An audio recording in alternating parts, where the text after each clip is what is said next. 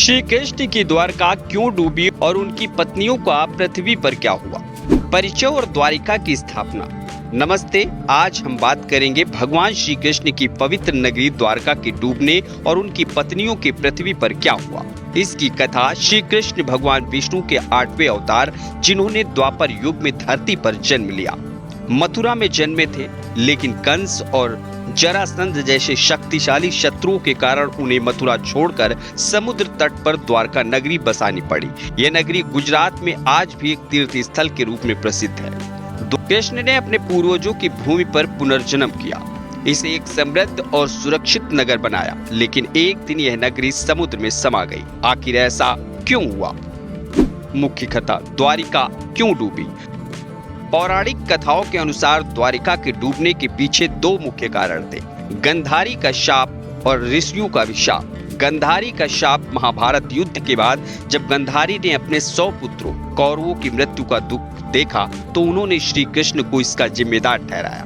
क्रोध में उन्होंने शाप दिया, जिस तरह उनके वंश का नाश हुआ उसी तरह श्री कृष्ण का यदुवंश भी नष्ट हो जाएगा। यह शाप द्वारिका के पतन का एक कारण बना। ऋषियों का विशाप। एक बार यदुवंशी युवक ने मजाक में कुछ ऋषियों का अपमान किया। उन्होंने शाम श्री कृष्ण के पुत्र को गर्भवती स्त्री के वेश में ऋषियों के सामने प्रस्तुत किया और पूछा कि उसे क्या होगा। ऋषियों ने क्रोधित होकर शाप दिया कि शाम एक मूसल लोहे का डंडा को जन्म देगा जो यदुवंश के विनाश का कारण बनेगा।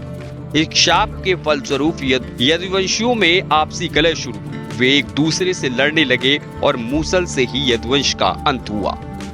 इसके बाद श्री कृष्ण ने देखा कि उनका समय पृथ्वी पर पूरा हो चुका है।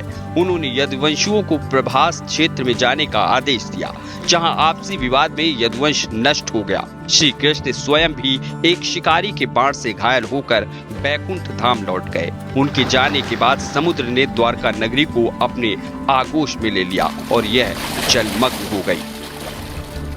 पत्नियों का क्या हुआ?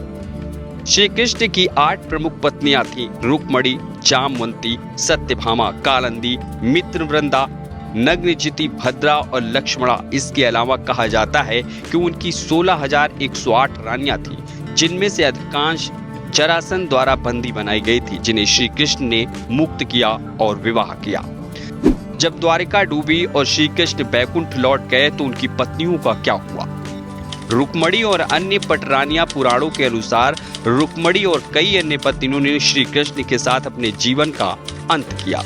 अन्य रानियां। श्री कृष्ण की अन्य रानियों को अर्जुन ने हस्तिनापुर ले जाने का प्रयास किया, लेकिन रास्ते में यमुना नदी के तट पर कुछ रानियों का अपहरण दस्युओं द्वारा कर लिया गया। शेष रानियां हस्तिनापुर पहुंची और वहां सन्यासी जीवन व्यतीत किया।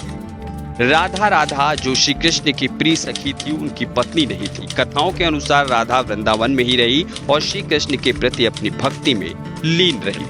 द्वारका का डूबना और श्री कृष्ण की पत्नियों का अंत हमें यह सिखाता है कि ईश्वरीय लीला और कर्म का चक्र अटल है। श्री कृष्ण ने अपने जीवन काल में धर्म की स्थापना की और उनके जाने के बाद भी उनकी शिक्षाएं, विशेष रूप से भगवत गीता, हमें प्रेरित करती है कि द्वारका आज भी एक तीर्थ स्थल के रूप में जीवित है और पुरातात्विक खोजों ने समुद्र में डूबी इस नगरी के अवशेषों को खोजा है, जो श्री कृष्ण की ऐतिहासिक को और पुष्ट करता है। धन्यवाद।